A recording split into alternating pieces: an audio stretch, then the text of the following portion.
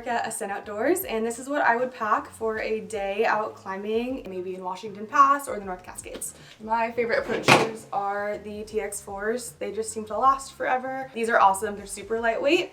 And I have my climbing shoes in my bag, which we'll talk about in a second. I really like to pack my gear outside of my bag. Makes for a loud hike, but it seems to keep things organized. On one side, I have all of my cams, and on the other side, I have all of my draws. I like to be quite intentional about what I'm bringing, so I do a lot of research ahead of time to make sure that I'm bringing only what I need for this climb. You can find the information in the guidebooks or in online forums like Summit Post or Mountain Project. I also do like to bring a lot of nuts with me, just because they seem to hold really well, especially in Washington Pass granite. I like to bring up a variety of different slings. I like to bring quite a few double length slings. I like to have all of my Alpine draws set and ready for me. It's important to bring a rope. I'll throw this on either under or over my backpack. So as you saw, we just tie it on, wrap it around, and you can just tie it in the front of you with just like a normal knot. It doesn't have to be anything fancy.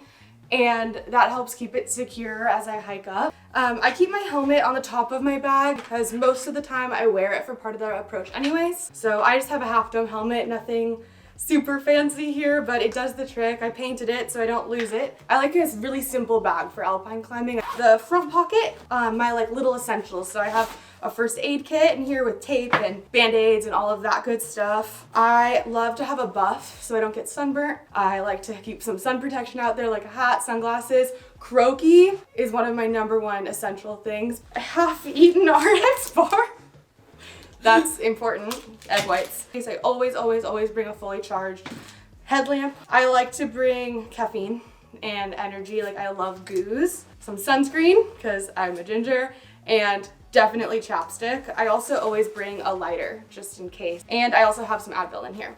At the top of my bag, I have my puffy, because usually I wear it to start out the approach in the morning. When I'm unpacking my bag to start climbing, it'll be at the top of my bag because I don't get far before I get hot. I have like a synthetic puffy, so just in case it's like misty out on the approach, I'm not worried about getting down ruined. This one's also super lightweight and like packs up really well, so it kind of fits anywhere. I also bring a windbreaker always with me. This is a packable one from Patagonia. Packs down really well. I keep it in all of my bags. All right, what else do I got in here? I have my chalk bag. I have my harness next. I do keep my harness wrapped up in here. The harness I have is a Mammoth comfort harness. It's super nice. I love this harness. It's actually brand new.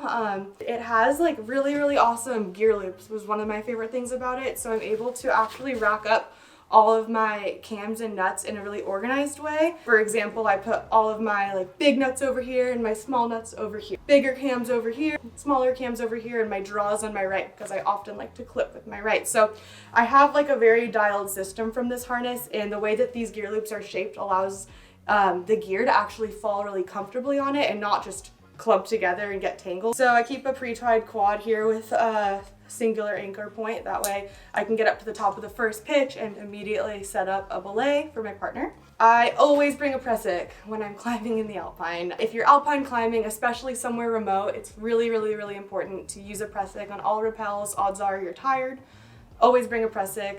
I would even buy a new one. This is pretty old. So I also bring both Grigri. I have a Grigri Plus and an ATC. A lot of the times I'm climbing with like people who are bigger than me, so if I'm belaying them, it does feel really like safe to have a Grigri. I have this guide ATC, and I have a pink carabiner because it's fun, and also because it separates all of my gear from my partner's gear, because as the leaders and followers are constantly exchanging gear, it can get really confusing, and so it's nice to have like some type of indication. I'll use nail polish sometimes or like tape to identify whose gear is whose gear. Oh, I have my shoes. I love my shoes. I have the Sportiva Tc Pros. They're really old and really well loved. I use them for everything climbing, and they're last year's model, so they're a little bit different than the current ones. A little bit less aggressive, which actually I prefer for this type of climbing that we're talking about in Washington Pass, where you're belaying not from a hanging belay, you're just able to stand on a ledge. So my feet are able to stay really comfortable in these, but I also can foot jam really comfortably, and they have a great edge. So these are my shoes. I believe we're getting down to the bottom of the bag, and it's my Nalgene, and it's glow in the dark. I always bring at least one Nalgene, usually I'll bring two. Dehydration is a huge thing, especially in the summer in Washington. You're just in the sun all day, so having a Nalgene, your croquis and sunglasses. I wear this hoodie also. Take off my hat. Like use it as a sun shield too. I look like a Sith Lord. And actually protect my neck if I'm belaying but still like see my climber. And in terms of other clothing type gear as well, I usually wear like a thin legging just to protect me from the sun. There's no like pockets or anything to get me in the way. I do not keep a phone like on my person. I keep my phone in this outside backpack. I'm Ayden, and that was a brief overview on what it looks like to go alpine climbing for a day in Washington. Good job.